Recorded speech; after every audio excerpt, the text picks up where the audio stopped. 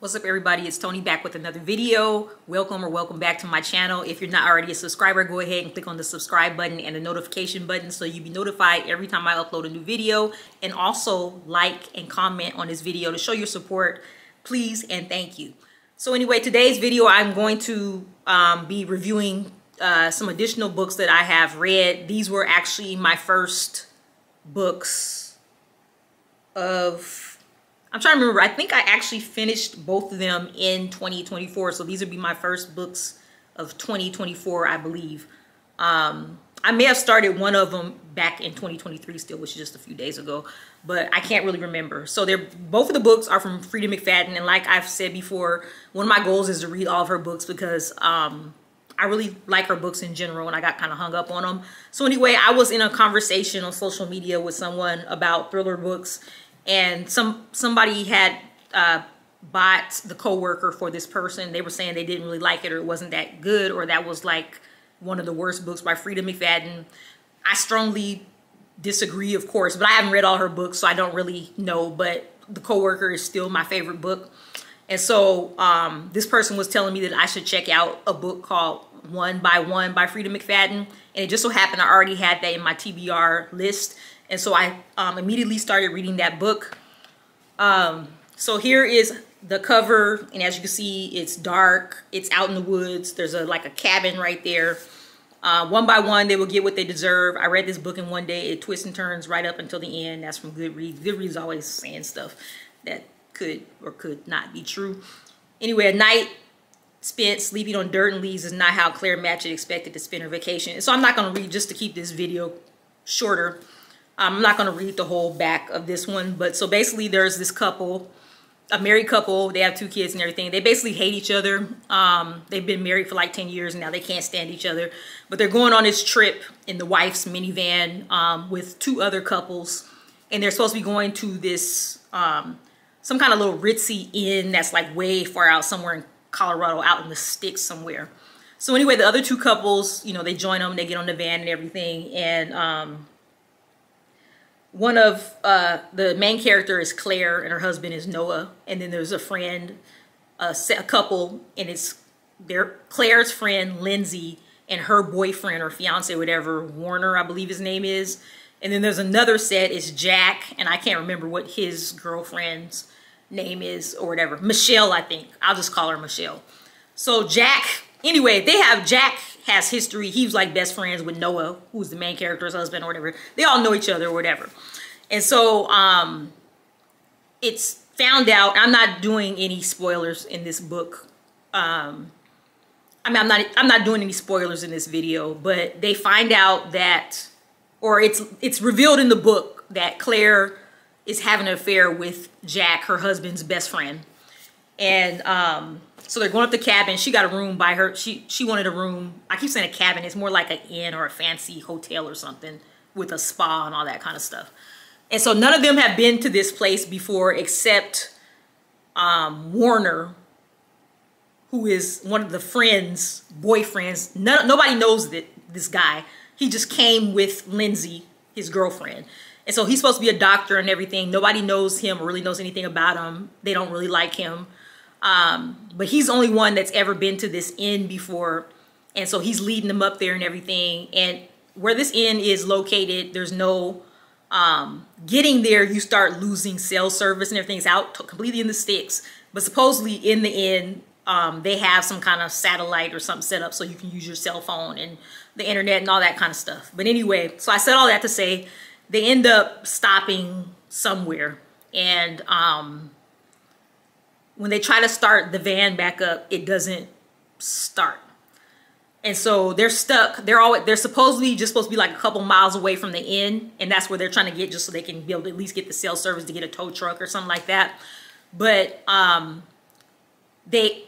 you know, it's like on literally the road they're driving down is this dirt road that it's not even paved or anything. And so they're stuck now. They decide to all get out and walk.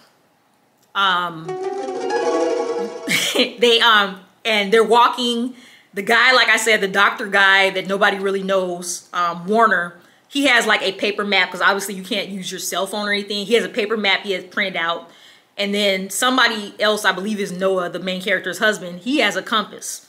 And so they're trying to find this place. They're walking around and everything, and they never can find this inn, no matter how long. And, you know, they're like, oh, you know, we should be just 1 mile away. It should just take another 30 minutes, whatever. They never stumble upon it or anything. So everybody starts getting suspicious or whatever. And then they end up having to sleep there. They have to make a little campfire and all this kind of stuff. And one by one, and I'm saying all this stuff just to not to reveal too much of the book. One by one, people keep going off missing or dying, whatever. Some people go off without you really, you know, you don't see anything. Some people, you see what you believe that they died or whatever the case may be. Anyway, people are going off missing. You know, it zeroes down to it ends up being just a couple people left or whatever, a few people left. They find out, they keep trying to blame things on each other. Nobody likes each other. They find out that somebody's messing with the compass and they've been going the wrong way the whole time on purpose and all this kind of craziness or whatever. So whoever's left more towards the end, they end up finding this cabin that looks like it's an old raggedy cabin, but somebody lives there because there's like fresh food there and a glass of water sitting there or whatever. Anyway, just all this stuff starts happening, all this drama at the end, and then pretty soon it's revealed what actually happened, of course. And then there's it reveals what actually happened at the end, of course, but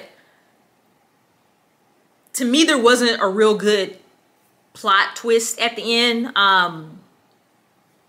It's like maybe Frida just kind of got tired and didn't know what else to write about, and so she just made up this corny kind of ending.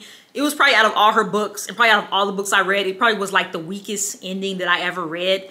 And really this book, I just got it because I want to read all her books eventually, but like it says kind of on the back, you don't know if it's a wild animal killing the people or if it's one of them killing all the people. And you know, in this type of book, it's not going to be a wild animal, obviously.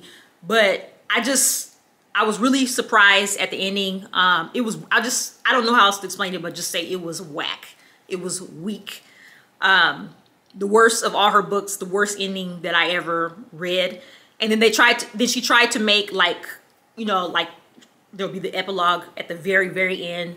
And, you know, I was like, okay, maybe this is going to pick up and it's going to reveal something else. And it didn't. It was weak too.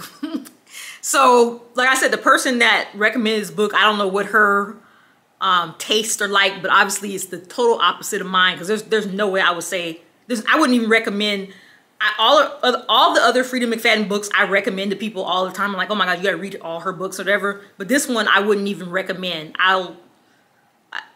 No, I wouldn't even, when I start running out of space on my bookshelf, that would probably be the first one that I throw away in the trash, unhaul, whatever you call it, get rid of, donate, whatever. Because I just don't want it anymore. It's just not a good book. Yeah, it's just not a good book. I don't recommend it. And to let you know what I rated, I'm actually gonna give this one a 2. It was that bad. That's like the worst rating I've ever gave any book that I've read so far. So anyway, that's that. So the next book is going to be a book called The Wife Upstairs, and I call it a headline or whatever. It says it was her house first. And of course it's by Freida McFadden. You can see there's like a creepy window with a crack in it and a woman staring out, a silhouette of a woman staring out the window. This book had me at the edge of my seat. I couldn't put it down. I didn't really want to put this one down. Victoria Barnett has it all. A great career, handsome and loving husband, a beautiful home in the suburbs, and a plan to fill it with children. Life is perfect, or so it seems. Then she's in a terrible accident and everything falls apart. And so I'm not going to read the rest of that, and then I'm not going to give a spoiler in this one as well. But so basically, and I forget a lot of the characters' names because I just have read so many books. But so the lady, Victoria, who lives in this house that I just described, she's in a wheelchair and she's like paralyzed, like one of her arms works and hands and the other one doesn't. She has to be fed. Somebody has to give her a bath. She can't do anything. She's upstairs in a wheelchair, so she can't come down on her own or anything. She has this husband, I believe his name is Adam, and he's like taking care of her and everything. I mean, she can't do nothing. She can't even barely talk. She can say like a few words and stuff. So they hired this person to help with her. And mind you, they already have one lady, Eva, that works there, but she's only there in the mornings. And then they have Maggie, who is the is the maid or housekeeper or whatever. She does all the cleaning and everything. But the husband, Adam, wanted somebody to watch or help take care of, keep company, Victoria for the rest of the day while he's working. He works upstairs. He's an author. He has had best-selling books. And so they live way out in a place somewhere in Long Island, New York. That's so far out that it takes like hours for anybody from the city to get there and everything. So this person, and I can't even remember, Sylvia. The main character's name is Sylvia. So she's kind of like really down on her luck in her life. She just broke up with her boyfriend. She was basically homeless. She was just crashing at her friend's house. Yeah, I read so many books. I'm getting mixed up with the characters. Yeah, she's poor and everything. So she takes this job to go work for these people at their house. And she gets to move in and, you know, live there and everything. So anyway, Adam's all nice. He's charming and everything. Sylvia's taking care of Victoria. Victoria could say certain things when Adam's not around. She's pointing, you know, saying a few words, telling her to look here, do this, do that. And so what she ends up is directing Sylvia to her diary, which is in one of her drawers. So Sylvia gets a diary. She starts reading page by page. And that's in the book where Freida McFadden starts flipping back and forth from the past to the current. And so Victoria was a nurse practitioner, I believe, at an emergency room. She had a great job. There was this man, a paramedic named Mac, that they were really good friends, and they were kind of fond of each other. But then she met this guy, Adam. He swept her off his feet. He was rich, this rich author and everything. Blah, blah, blah. So she ends up moving in with him. They get married and stuff. And this is all in the background of what Sylvia's reading in the diary. And then he starts to kind of like change for the bad. And so then in present time, Sylvia, you know, she's dealing with Adam and he's like a great guy and everything, you know. And she's like, whatever, I don't even know if the stuff in this diary that I'm reading is true. Anyway, she just keeps reading. And finally, the diary just cuts off cold in this one spot or whatever, kind of like revealing what happened in the accident and why Victoria's in a wheelchair in the first place. And so this one has like a lot of twists and turns. And I will say this one, Freida McFadden has a lot of themes about women being locked up in a room, trapped, sick, a husband that's nice to the maid or whatever, but's mean to the wife, or all this kind of stuff. And Freida McFadden, I don't know, a lot of you guys know, she's in the medical field. I think she's actually a nurse practitioner, maybe, or something of that nature. And a lot of times that kind of, the medical field is involved in her books. And I don't mind this at all. I actually like it. But, so there's a woman trapped upstairs, a common theme for Freida McFadden's books and everything, or a door, locked door, you know, all this kind of stuff. Anyway, but Sylvia starts finding stuff, and Victoria's talking to her more and more, able to get out more words. She's directing her to look for this and that. And so anyway, there's like this crazy twist at the end. And it just getting up to that point. Actually, the thing about this one is that, like, I won't say you're on your seat and there's a whole bunch of people, like 10 people get murdered in the story, because that's not the case. But you're so curious as to what's really the truth and what's not the truth that it really just kept me, or I'll say I was so curious that it kept me on my toes, and I really wanted to just hurry up and finish the book and see what's going to happen at the end, because you know it's going to be crazy. It's not going to be what it seems. And so I just wanted to know who was really the crazy one or whatever. But anyway, like I said, it had a really good plot twist. And then if that was actually, I would have been satisfied with the book ending right there.